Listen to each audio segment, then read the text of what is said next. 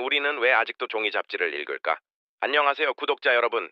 우리는 보통 패션 잡지라고 하면 매달 쏟아져 나오는 유행하는 옷이나 명품 브랜드를 소개하는 책을 떠올립니다.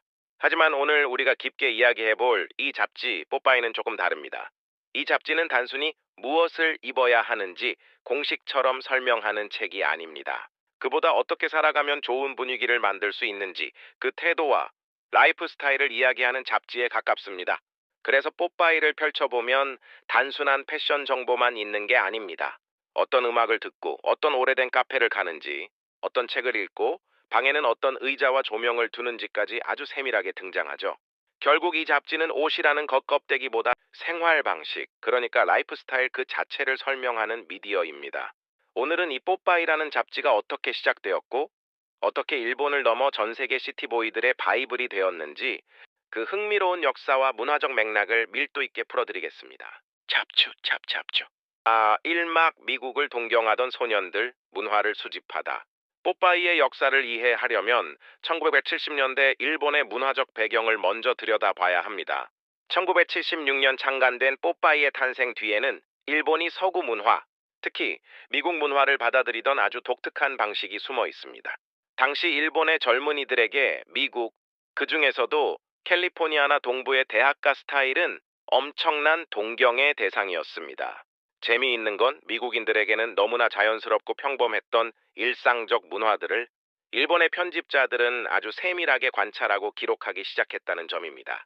리바이스 레비스 청바지의 백포켓 스티치와 핏, 뉴발란스 운동화의 미묘한 쉐입, 투박한 워크웨어의 단단한 원단감, 미국 아이비리그 대학생들의 오래된 스타일, 그들은 미국인조차 무심히 지나치던 일상용품들을 현지 취재를 통해 하나하나 아카이빙했습니다. 단순한 유행이 아니라 하나의 거대한 취향 문화로 정리해낸 것이죠. 뽀빠이는 그 방대한 미국의 일상 문화를 일본 청년들에게 번역해 배달해주는 창구였습니다. 옷뿐만 아니라 스케이트보드, 요세미티의 캠핑 문화, 조깅 같은 라이프 스타일이 모두 이 잡지를 통해 일본에 처음 제대로 소개되었습니다. 잡주. 이막 시티보이라는 신인류의 탄생. 이 과정 속에서 뽀빠이가 정립하고 세상에 퍼뜨린 대표적인 감성이 바로 시티보이 스타일입니다. 뽀빠이의 표지 아래에는 항상 Magazine for City Boys라는 부제가 붙어 있죠.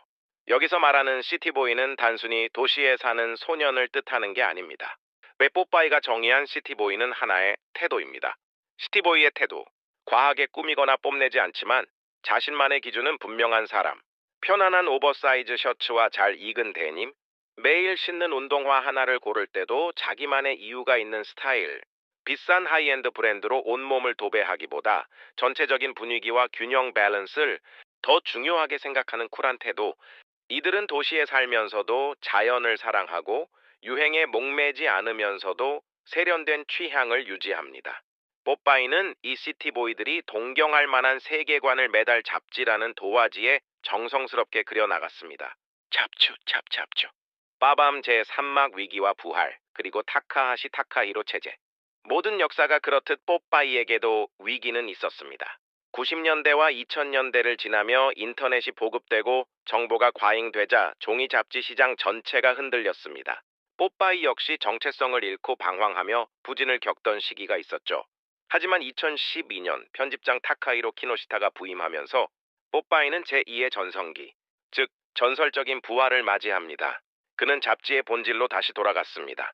인터넷에 검색하면 나오는 뻔한 정보는 과감히 버리고 독자들이 소장하고 싶어 하는 한 권의 책을 만들자고 선언했죠. 그는 특유의 펜글씨 타이포그래피, 일러스트레이션, 그리고 마치 한 편의 로드무비 같은 감성적인 화보를 도입했습니다.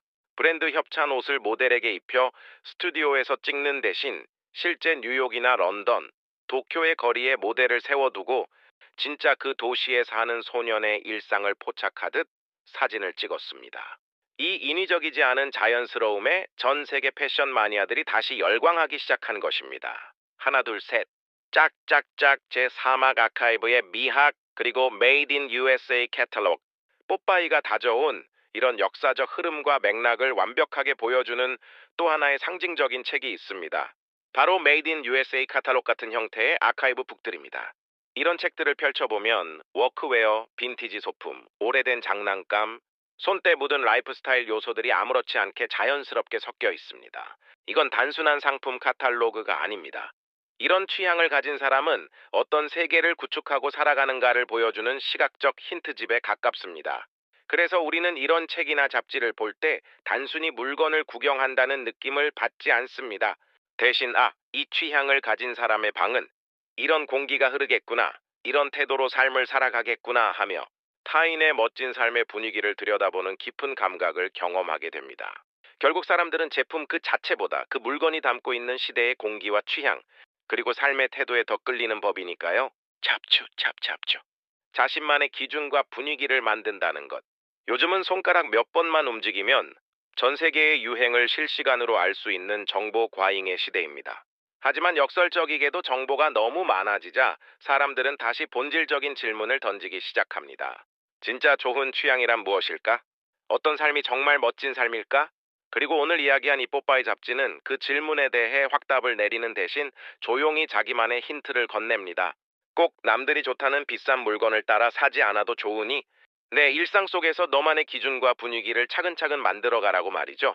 우리가 여전히 이 오래된 종이 잡지를 찾고 그 안에 시티보이들을 동경하는 이유도 바로 여기에 있을 것입니다.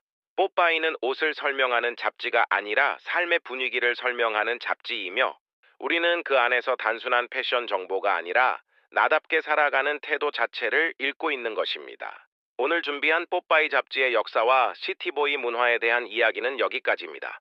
여러분도 오늘만큼은 유행하는 알고리즘에서 잠시 벗어나 나만의 방, 나만의 음악, 나만의 취향으로 채워진 조용한 하루를 보내보시는 건 어떨까요? 지금까지 83매거진 에디터의 시선으로 전해드렸습니다. 영상이 좋으셨다면 구독과 좋아요 부탁드립니다. 감사합니다.